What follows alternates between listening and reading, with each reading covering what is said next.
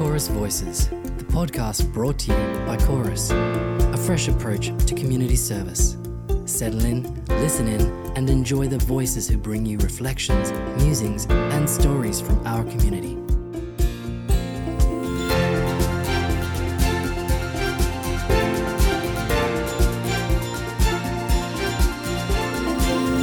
Hello and welcome to this episode of Chorus Voices. I am CEO of Chorus, Dan Minchin. And I'm Head of Brand and People, Lou Forster. And Lou, I'm really looking forward to this conversation today because what we're burrowing into is the stereotype that many of us, including older people themselves, carry around what it means to be old and kind of chucking that out. Yeah, let's flip the stereotype today. We like flipping things. We like to think of ourselves as a little bit different at Chorus, and that's what this is all about today. And I think everybody who listens or thinks about this can probably relate to the perception that older people have not much to give, they don't have much life to live, and there are many people who just ignore that and carry on with a purposeful life, living the life they choose at any age. And this is a bit of a love story. There's something about our stereotypes of who can find love and maybe how they can find love, and you have that classic response to kids, or you're too young to know what love is. And for some weird reason, there's stereotype that the most experienced people in our society, sometimes we can be a bit, I guess, negative towards older people and that they're too old for love, or, they're past it or something like that. And there are lots of little cues that older people talk about picking up on every single day that reinforce the stereotype. We're going to have a listen to a conversation that Judith had with a couple of Chorus customers, Elizabeth and Kevin. Yeah, I think this story tells a different approach with that. So tell me, how did you both meet? Well, we met at our church, which is the Church of Christ up at Wembley Downs. Elizabeth just bobbed in and I thought, gosh, what an elegant lady. That was it for a long while, until I plucked up courage to ask her for a coffee. Oh, was that your first date? Yes. 10 months later. 10 months? It took me a long while for the first date. I don't move very quickly. Was it worth waiting for? Yes, absolutely. So tell me about your first date. Well, it was on Friday the 13th of October 2017, and I walked away from it saying, well, if that's Friday the 13th, I've had it. Because I was not very happy with the way it went. Unbeknown to me, Elizabeth really seemed to enjoy our meeting, and I got the complete different impression. Well, it had something to do with the fact that I said I didn't want another man in my life after my husband had died all those years before. I said with a very straight face, Kevin, you do know that this is just a cup of coffee, don't you? Nothing else. And he said, yes. But he had also brought me flowers, which I freaked out at when I first saw them because I thought he'd bought a heap of roses. But he hadn't. He'd brought them from his garden with every thorn taken off. Oh. And I thought, well, he's not bad. He's okay. Perhaps we could have coffee. But then when Kevin was disappointed and I saw him next week at church, he completely ignored me. And I thought, he's not getting away with that. So we sort of started going out from then, didn't we? Yeah, we did, yeah. So you I played hard to get. You took her on a date and then you ignored her. Was that part of your tactic, was it? Or? Well, no, not really. I just thought she was a bit tough on me. And well, I didn't want a man in my life anyway, because I had an invalid for a lot of years, for 10 years before he died. And, we are old now, How old are you? I'm 84. What about you, Kevin? 86. So why did you decide to get married? Well, I wanted to be with Elizabeth very, very much when we eventually got sorted and started seeing each other. I knew that there was a lovely relationship to be had between the two of us, but I didn't really want to just live together. It needed to be deeper than that for me. I never think that Kevin would ask me to marry him anyway. Never dreamed I'd say yes, and yet when he did, I just said, well, yes, it seems, this is the natural thing to do. And once we'd made the commitment, we were both very happy with it. So what's it like being married now? It's absolutely It's lovely. fabulous. It really is. Wonderful. There's a lovely sense of completeness for me. I was floundering a bit after my wife passed away. I was doing all right, but doing nothing sort of thing. I really had no aim in life except just Getting through the day. getting through the day. And then when I met Elizabeth, well, things I thought looked as if they could be pretty good for the rest of my time here. And the better than good. Yeah. We're very, very, very happy. I think we spend a lot of time together. I still go to craft. Kevin goes to his men's group. We prefer to be together. And, how long have we got? We are getting older. How long have we got to Anniversary be tomorrow, together? haven't you? Our 6 months anniversary tomorrow. It's lovely. We are very, very lucky people. And everybody is happy for us. Yep. Kevin's family. Oh, my family are over the moon. Are they? Right from the moment I introduced Elizabeth, that was it. They all took her to their hearts, and they were really happy for Dad and Granddad and Great-Granddad that I really had someone Support. in my life that I was happy with. It's been fun. So it's been great. It's been lovely. But oddly enough, Kevin, I went to the same church, but I always went to craft. So I went every Wednesday morning to the church that Kevin and his wife Joy went to. Never met them. Never in all of those years. So it's very strange. And I used to take my wife To her painting Wednesday morning, which is in the next class, room. which was in the next room And I never met Joy. to where either. Elizabeth was, and we never ever met. Very strange, isn't it? I think you're meant to meet later. I think so. Yeah, that's what we we think. were. We were. Yeah, when we were both free and I've got to say, beautiful roses over there too. oh, these right until the house was sold. Kevin would bring roses in with the thorns taken off, or bring them into the kitchen and take the thorns off. Very thoughtful, very caring, lovely, lovely man. I'm very Well, lucky. you're worth it. Thank you, Kevin. So really, if we can talk about a love story like the one we just heard, Kevin and Elizabeth, then that's a really powerful way of flipping the stereotype, isn't it, Lou? Definitely. And it reminds me of a sad time, but a happy result from that. And that was when my nan passed away in 99. And it was really sudden and we weren't expecting it at all. And we came back from the hospital and my granddad, in his grief had just said, how can I go on without her? And I'm sure I didn't say it, but I remember thinking, how can you? But I think it was within a year or so, he met someone else very different to my nan, which was probably good. It was just really lovely for him to have found someone and to have thought that, how can I possibly find love again at this age? And did you see a sort of a change in him, a sort of a reinvigoration at that point? Yeah, I think it just gave him something else to have purpose for. We talk about having purpose in life and living the life you choose. And he'd been married to my nan for, I think, 45 years or something like that. They were quite young, unfortunately, when she died. But yeah, it helped him get out, meet some new people. I think they went on holiday, till the end of his life. So yeah, it just gave him purpose. And moving on from the love story and onto something a little bit more mundane, but also very impactful, is around people's mobility and their ability to get out and about, their ability to work and do something meaningful. And again, at Chorus, we have some great examples of doesn't matter what age you are, the opportunity that we're able to offer for people to continue to contribute.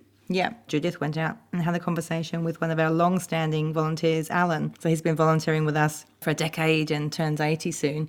And I actually see him regularly. He volunteers with our volunteer team at Carlisle and also with the North Perth Gardening Depot. So you often see him about, and he's really a great presence to have around, and lots of people have known him for a long time. Well, let's have a bit of a listen. Alan, there are some stereotypes about how older people look and behave, like older people are frail, unwell, lose their memory, can't learn new things, and they're slow.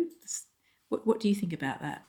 Well, I have actually thought about that, because I'm in that bracket, but I think it really gets down to the individuals themselves. If you want to sort of slide down the hill, well, okay, but if you want to try and stay at the top, not necessarily being wonderful about it, but, just staying how you are and as long as you can. And I've done that so far anyway, so I know I'm no spring chicken, but then I'm no old hen either, really, if you know what I mean. So, yeah, so I think it's each and everyone's own choice. So I know you gave up your driver's licence recently. Yeah. Can you tell me a bit about that? Well, I had a small, I say a small dingle with it. It wasn't anything major, but it sort of made me think that, this could go on to even worse things. So I thought, well, I think the best thing I can do is I'll put the car on the market. If I can sell it, good. But I'm no more wanting to drive a car now than I used to before. I've been driving a car ever since I was old enough to get one. So I think I deserve the right just to say, well, I've had enough. I could probably still drive a car, but I've got no desire to now. You still do the things. Oh yeah, that you were doing. Yeah, definitely. Yeah. It's just how do you manage that? Well, there's no reason why I shouldn't manage it. The only thing I'm managing now is a motor car. Other than that, it's still my lifestyle. I'm doing 2 days a week in the volunteering tasks. You go out in the cars with the guys, don't you? Yeah, if there's gardening to be done, I'll go out with the gardening. If there's home maintenance to be done, then I usually go out with Ian. And then on a Monday, it's Carlisle in the office, and I get whatever sort of office work they want done, from folding over brochures to you name it, so yeah, and I've been doing that for quite a while now, so I just wanted to stay with the group if I could, as long as I could. Yeah, so losing your licence hasn't really changed things. Unfortunately, my wife has got a car, so if we go out anywhere, well, she's the driver. There's got to be an end to something sometime. And I don't really miss it, quite honestly. I thought I would. So is life an adventure, Alan? Yeah. Oh, yeah. I still try and explore what I can within the limits. Yeah. Does it stop being an adventure? It hasn't so far. I'm still active in the lawn bowling situation, so I'm still getting on all right. I'll still go for my walk down round the river and back home again and all that sort of thing. So I don't just slump into a lounge at home and say, well, that's the end of it. You've done your dance and all that sort of stuff. I just go along as I am. You see how I am, and that's how I am from day to day to day to day. So, because you've done a lot over your life. I know we've talked a bit about it in the past. You've told me about your travelling and how you came over from Scotland and you've worked. And so how do you think you've used all those experiences to kind of help you sort of as you age? Oh, I think so, yeah. Been a lot of places, done a lot of things.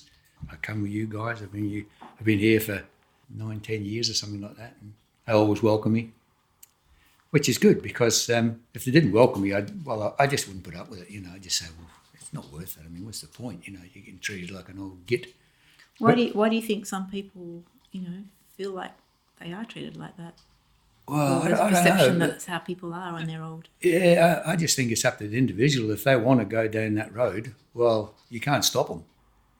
And I've tried to sort of guide some people when they think that it's the end of the world's next week or something, but they just don't want to know. All the guys over here, I get on well with them. On Monday when I go to head office, Carlisle, they're all great, going in the morning and straight away say, "G'day, Al, how you going today?" And this sort of thing, Well, it might sound stupid, but that's an inspiration to people who might think that, the end's just around the corner. Is that a reason why you think there's a kind of a negative idea, a negative perception about getting old? That I think some people people are like a sort of giving up or something, or I think some people giving probably in? do, and I'm doing what I think is right, both at home with my wife, my family, my 2 daughters in England, which I'd love to be able to just hop on the bus and go around the corner and see them, but it's not quite that easy. But you get FaceTime, Facebook now comes over and sit and watch. So you're embracing technology, aren't you? Because a lot of people think that older people can't Oh no, do that's that. that's nonsense. That's up to them. But when I initially started feeling and that down in the dumps feeling, I thought, well, no, I've done too much in my life to all of a sudden just throw it in the bin. When first up, when it was, How old were you when you joined? I take 9 years off my age now. What's your age now? Is it impolite of me to ask? No, it's not impolite me. 79, so 80 next year. No, because you got to have connection between your own beliefs, and your brain's going to have to work it out for you at the same time. What does ageing mean to you? Ageing, well, it depends how you want to look at it. Ageing means you'll end up doing nothing because I'm getting old, I can't do any more. That's it. And you think, well, I don't know what age people start to think about that, but I mean, if I started thinking about that, I wouldn't be here now with all you guys. I'd just be at home, aging. Don't like that word? Just don't think I it's a don't good- mind. I don't mind the word. It's how you want to handle it. Who I am is who I am, not what age I am. Yeah, Accept someone for who they are. yeah. And if the age is a problem, you don't have to show it. You just accept the person as they are. You can make it a lot easier for their life as well, because a lot of people think once they get old, oh, that's it. They're just going to get shoved over in a corner and forgotten. Although they're in a different level, you can still mix in with people. Yeah. Me at my age, I can still mix in with all these guys.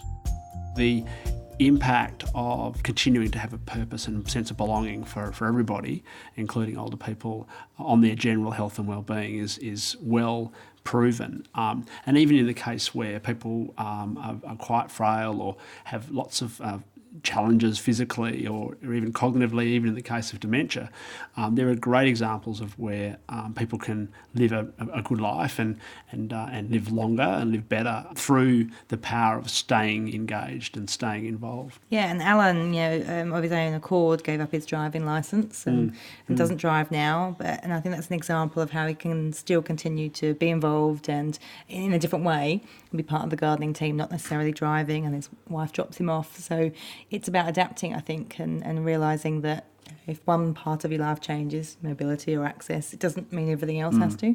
And of course, that's where the stereotype starts to play a pernicious kind of role, which is that it starts to reinforce for you as the person in question that, yep, I don't have anything more to give, and it's time to sort of throw in the towel, if you like. You reminded me of another story, actually, and which is another grandparent, but on my dad's side. And I remember when he phoned me up, my dad, when his mum, my nan, had fallen, he immediately said to me, well, we'll have to find her a home. Yeah, yeah. And I was like, That's the why are you immediate jumping response. to that? Yeah, That might be where she ends up, and she didn't in the end. But yeah, that stereotype was, oh, you're old, you've had a fall, you must now need to move into a residential facility. And this whole thing is reinforced by a sense of loss of control or a fear about the future, and whether it's the person themselves or their family can jump to conclusions and figure that the safe thing to do is to retreat. And what we've heard today is a couple of really powerful stories of how not retreating is a better outcome. And actually retreating can be reinforcing. It can generate, people can get less well and become less physically fit or less cognitively tuned in. And then, the things can unravel. And of course, for many people, it's the only time in their life that they're dealing with this situation, so it's all very unknown. And again, there's a role for those of us who work in this space to continue to draw people out and offer them those opportunities. I love an analogy between children and older people, which was about the sunrise and the sunset of the day. We're in our middle working years are the busy ones. And there's just something really beautiful about being older. It's not any worse or stereotypically less choice or control, but it's just a different part of life, and it's a beautiful part of life. I think these stories really tell that well. I think something else in here, which is a bit of an uncomfortable truth for organisations like Chorus, is that the industry, if you like, the aged care industry, also reinforces this, not deliberately, but the way we speak, the way the decor, putting people on a bus and jamming them into one box or another. All of which continues to reinforce people that, I'm old. And I think, again, as an industry, we should be looking closely at ourselves for where we do reinforce this stereotype and where we can unleash it. Probably a topic for another day. It is about this societal stereotype, and today we've heard that there are some people who aren't buying into it. And I think we have more of this to come. I've been in the sector a little while, and we say when the baby boomers come through, they will not be putting up with any of these stereotypes. So no, that's right. And then the next generation, as their children, we've got a different relationship, and so the expectations are changing. The system is changing, and for the better, I think, as we start to understand that there's a lot of life left to live after the age of 70 or 80 or 90. So if anyone's going to break stereotypes, I think the recent 100-year-old lady, Julia Hurricane Hawkins, and her winning the seniors Olympics of the 100 metres has got to really be the ticket. Yeah, I think she broke a world record, and it's she's only been running for 2 years, so she took it up after she turned 100. So today we've talked about love, we've talked about driving and working, and we've talked about athletics. So hopefully we've contributed a little bit to unpicking this stereotype around what it means to be older. There's a bit more to talk about in this area. So it's been a good chat. Thanks, Dan. Thank you very much, Lou. Thanks for listening to Chorus Voices, the podcast brought to you by Chorus. If you like our show and wanted to know more, check out our website at chorus.org.au. And please leave a review. We'd love to hear your feedback, and it helps others find us and enjoy the podcast as well. Join us next time for more inspiring stories and news from our community. Chorus, a fresh approach to community service.